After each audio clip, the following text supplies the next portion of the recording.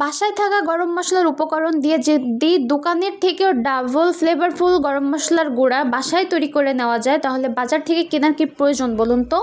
এর জন্য আমাদের প্রথমে লাগছে দারুচিনি। এটি একটু মোটা হয়, একটু ভাজতে সময় লাগে, এই জন্য এটি প্রথমে দিয়ে একটু ভেজে নিব। এরপর দিয়ে দিব শুকনা মরিচ দিয়ে কিছুটা সময় ভেজে নিব। চুলার আঁচ অবশ্যই মিডিয়াম রাখতে হবে যেন পুড়ে না যায়। এরপর দিয়ে দেব এলাচ ও তেজপাতা, এটি দিয়েও ভালো করে কিছুটা সময় ভাজবো, পোড়া লাগা যাবে না। এরপর দিয়ে দিব লবঙ্গ ও গোলমরিচ, দিয়েও কিছুটা সময় ভাজতে থাকবো। এই মশলাটি যখন আপনি মাংসে ব্যবহার করবেন, আপনি খেয়ে বুঝতে পারবেন এটা কতটা স্বাদ বাড়িয়ে দিবে। এটা আপনি গরম মশলার মতো ইউজ করতে পারেন যে কোনোভাবেই। আর এরপর দিয়ে দেবো গোটা জিরা দিয়েও ভালো করে ভাজতে থাকতে হবে। একটা সময় দেখবেন খুব সুন্দর একটা ফ্লেভার পাচ্ছেন, তখনই চুলার আঁচটি বন্ধ করে এটি ঠান্ডা করে নিন। এরপর একটি ব্লেন্ডার জারে দিয়ে গুঁড়া করে নিন। গুঁড়া করে নেওয়ার পরে দেখতে পাচ্ছেন কতটা সুন্দর হয়েছে, আর ফ্লেভার এতটা সুন্দর হবে যে আপনি প্রেমে পড়ে যাবেন।